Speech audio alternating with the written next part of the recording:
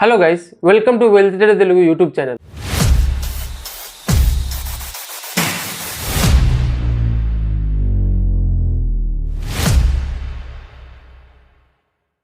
ఈ రోజు వచ్చేసి episode 2 of learning stock market from basic to advance level. ఈ రోజు మన వీడియోలో మనము స్టాక్ మార్కెట్ లో what are the small cap, mid cap and large cap companies, what is the criteria and also ఎవరు ఎలాంటి స్టాక్స్ లో ఇన్వెస్ట్ చేయాలి according to the risk appetite and what are the opportunities behind these companies, and also we will be getting to know what are the indexes in stock market like Nifty, Sensex, mid cap, small cap and sectoral indexes ante entidi. So we will be going deeply through all these things. And also మీరు ఈ channel కి కొత్త అయితే మీరు subscribe చేసుకోండి and notifications enable చేసుకోండి, and I make you sure that you will be learning stock market and trading in very simple way. So late చేయకుండా let's begin the video. And also one more thing, మీరు ఒకవేళ beginner అయితే మీకు ఒక మంచి investment advice గురించి video ending లో మాట్లాడాను. సో ఈ వీడియోని ఎండ్ వరకు చూడండి, స్కిప్ చేయకుండా. So let's begin the video. Firstly మీకు ఒక చిన్న క్వశ్చన్ ఇస్తాను. ఆ క్వశ్చన్ ని మీరు వీడియో పాజ్ చేసి ఒక 10 సెకండ్స్ ఆలోచించండి. క్వశ్చన్ వచ్చేసి, రిలయన్స్ షేర్ ప్రెసెంట్ ఇప్పుడు 1270 రూపీస్ ఉంది, 1270, and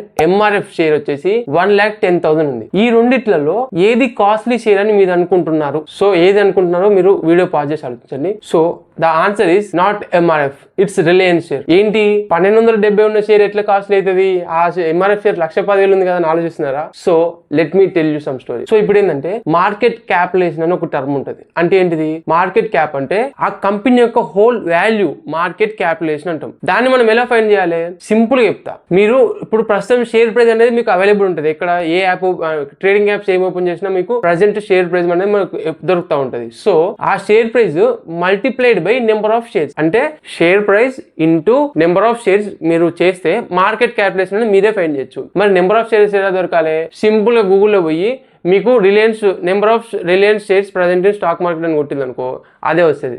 so you can find simply what is the market capitalization of a company. So ఈ మార్కెట్ క్యాపిటలైజేషన్ మనం ఎందుకు ఫైండ్ చేయాలంటే ఇక్కడే ఉన్నది అసలు ట్రిక్. ఈ మార్కెట్ క్యాపిటలైజేషన్ బేస్ చేసుకునే large cap, mid cap, small cap అని మనకు డివిజన్ జరిగింది. లార్జ్ క్యాప్ కంపెనీలో ఉండదంటే దాని క్రైటీరియా ఏంటంటే ఆ కంపెనీ యొక్క మార్కెట్ క్యాపిటలైజేషన్ 28,000 crores కంటే ఎక్కువ ఉండాలి.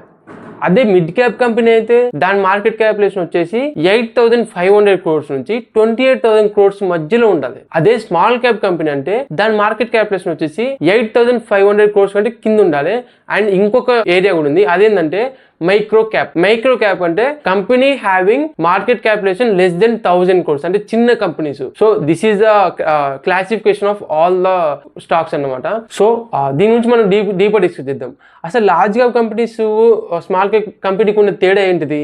సో లార్జ్ క్యాప్ కంపెనీ ఏంటంటే అది ఇప్పుడు కాదు, నాకు తెలిసి ఒక 30-50 years బ్యాక్ స్టార్ట్ అయ్యి చిన్న లెవెల్లో స్టార్ట్ అయ్యి భారీగా ఎక్స్పెండ్ అయ్యి ఇప్పుడు ఏంటిది, దాని ఫుట్ ప్రింట్స్ చాలా ప్లేసెస్లో ఉంటుంది అనమాట.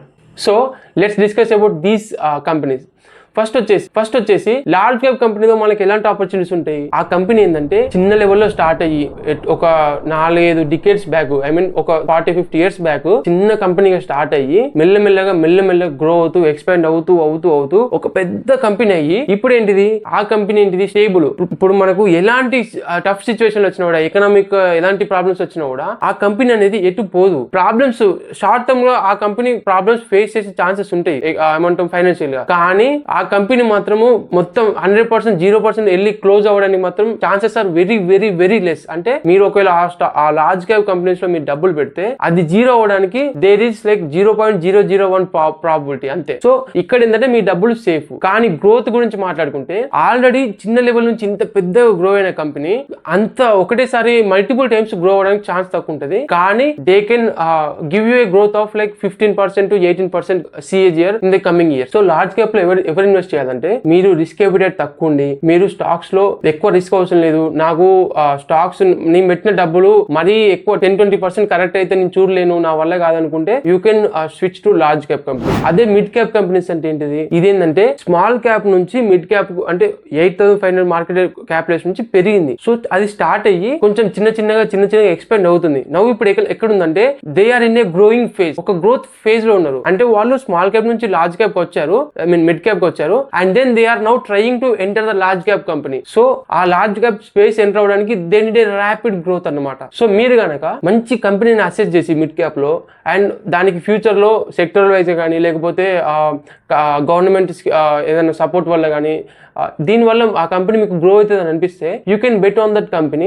అండ్ అదేంటిదంటే మీకు మల్టీ బ్యాగర్ అయ్యే ఛాన్సెస్ కూడా ఉంటాయి. ఎందుకంటే చూడండి ఇక్కడ 8,000 నుంచి 8,000 to 10,000 మార్కెట్ క్యాప్ ఉండే కంపెనీ 30,000 crores దాటాలంటే మీకు market capitalisation almost 3x 4x అవ్వాలి. కానీ మనకు ఫార్ములా ఏంటిది? Market capitalization is equal to number of shares into current market price of the share. So number of shares అనేది ఎప్పుడు కాన్స్టెంట్ ఉంటుంది. కానీ మార్కెట్ క్యాపిటలైజేషన్ పెరగడం వల్ల అల్టిమేట్ గా వచ్చేసి మన షేర్ ప్రైస్ మీద ఎఫెక్ట్ అవుతా ఉంటుంది. షేర్ ప్రైస్ అనేది రిఫ్లెక్ట్ అయ్యి షేర్ ప్రైస్ పెరుగుతూ ఉంటది అనమాట. సో ఇది మనకు బేసిక్ కాన్సెప్ట్. సో అల్టిమేట్ గా మీకు ఒక కంపెనీ గ్రోత్ అవుతుందంటే దాని షేర్ ప్రైస్ అనేది పెరుగుతూ ఉంటది. సో మిడ్ క్యాప్ కంపెనీస్ లో మంచిది మీరు ఫైండ్ చేసి ఇన్వెస్ట్ చేయగలిగితే you can find multibagger. ఇప్పుడు వచ్చేసి small cap companies. Small cap companies అంటే ఏంటిది? Below 8,500 crores market capitalization. So ఈ కంపెనీస్ లో ప్రస్తుతము వీళ్ళు ఏంటంటే భారీగా ఎక్స్పెండ్ అవడానికి లేకపోతే చిన్న లెవెల్లో నుంచి పై లెవెల్ కి రావాలని చూస్తూ ఉంటారు. సో ఇక్కడ మీరు వెల్త్ క్రియేట్ చేసుకోవచ్చు. I mean like 20x 30x stock కూడా మీరు ఫైండ్ చేయొచ్చు. కానీ there is a lot of risk behind it.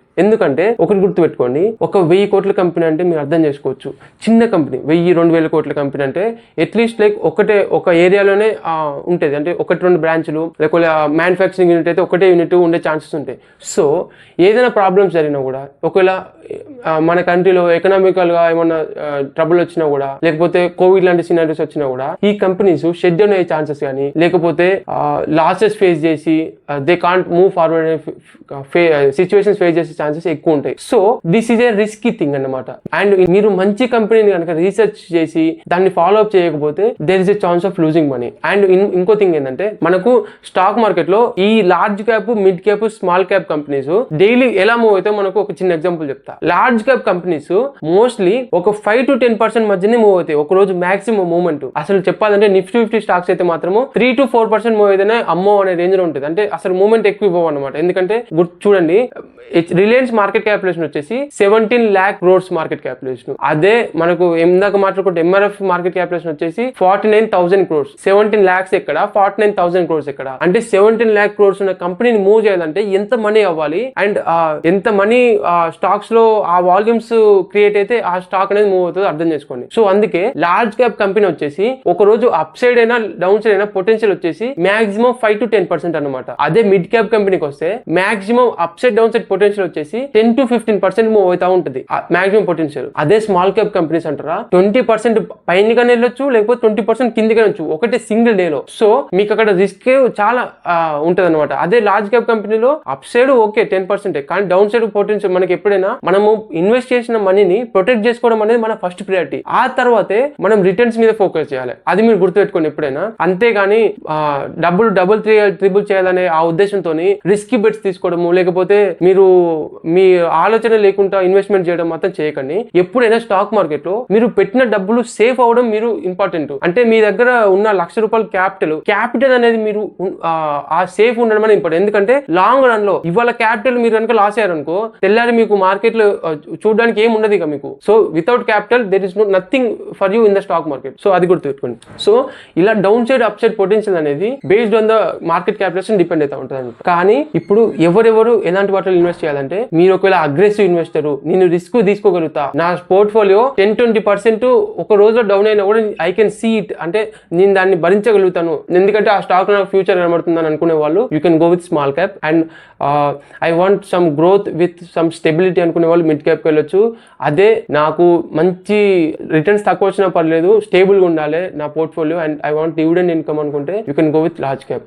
And ఇప్పుడు Nifty Sensex mid cap small cap గురించి మాట్లాడుకుందాం. నిఫ్టీ అంటే ఇండియాలో ఉన్న టాప్ 50 కంపెనీస్ ని ఆ ఇండెక్స్ రిప్రజెంట్ చేస్తుంది. అంటే ఇండియాలో ఉన్న టాప్ 50 కంపెనీస్ యొక్క మార్కెట్ క్యాపిటలైజేషన్ అంతా ఆ నిఫ్టీ వాల్యూ అన్నమాట. సో అది based on movement of each share Nifty అనేది మూవ్ అవుతా ఉంటుంది. అదే సెన్సెక్స్ అంటే సెన్సెక్స్ లో 30 కంపెనీస్ ఉంటాయి అవి కూడా టాప్ 30 కంపెనీస్. నెక్స్ట్ వచ్చేసి బ్యాంక్ నిఫ్టీ. బ్యాంక్ నిఫ్టీ అంటే ఇండియాలో ఉన్న టాప్ బ్యాంక్స్ అన్ని ఒక 13 బ్యాంక్స్ ఇండెక్స్ ని రిప్రజెంట్ చేస్తాయి. అలా చెప్పుకుంటే వెళ్తే మిడ్ క్యాప్ 100 అని స్మాల్ క్యాప్ 250 అని ఉంటాయి. అంటే స్మాల్ క్యాప్ కంపెనీస్ లో టాప్ 250 కంపెనీస్ ఆ సెక్టర్ ఆ ఇండెక్స్ అన్నమాట. మిడ్ క్యాప్ సెలెక్ట్ అంటే నిఫ్టీలో ఎఫ్ఎన్ఓ ట్రేడింగ్ కోసం మిడ్ క్యాప్ సెలెక్ట్ అని ఇంకొక ఇండెక్స్ ఉంటుంది. అదేంటిదంటే జస్ట్ ఒక 14 to 15 stocks mid cap Nifty Nifty select లో ఆ FNO ట్రేడింగ్ కోసము అదొక ఇండెక్స్ ఫామ్ చేశారు. సో ఇలా ఇండెక్స్ ఉంటాయి. And also there are sector index also, defence index లేకపోతే రైల్వే ఇండెక్స్ అని ఇవన్నీ ఉంటాయి. సో మనకి ఏంటంటే ఆ ఇండెక్స్ కానీ ఆ సెక్టర్ ఇండెక్స్ ఏం రిప్రజెంట్ చేస్తుందంటే ఆ సెక్టరల్ హోల్ మూవ్మెంట్ ఎలా ఉన్నది మనకు తెలుస్తుంటాయి. ఐటీ ఇండెక్స్, ఫార్మా ఇండెక్స్ అని ఉంటాయి. సో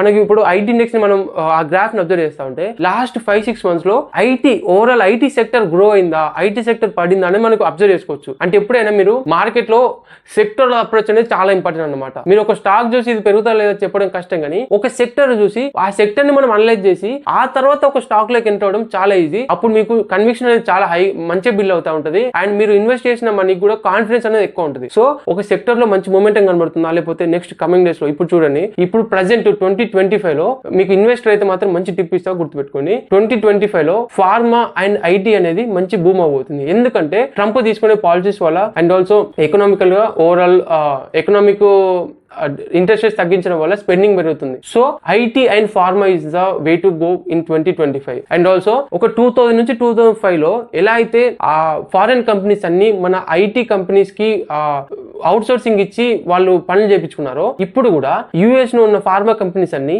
ఇండియాలో ఉన్న ఫార్మా కంపెనీస్ కి వాళ్ళ మ్యానుఫాక్చరింగ్ ని అవుట్ సోర్సింగ్ ఇవ్వడానికి ట్రై చేస్తుంది. సో మీరు గనక ఈ సెక్టర్ ని మంచిగా స్టడీ చేసి ఏ కంపెనీకి ఎక్కువ ఆర్డర్స్ వస్తున్నాయి, ఏ కంపెనీకి అయితే పొటెన్షియల్ ఉందో దాన్ని మీరు ఐడెంటిఫై చేసి ఆ కంపెనీ మీరు ఇన్వెస్ట్ చేయగలిగితే you can get good returns.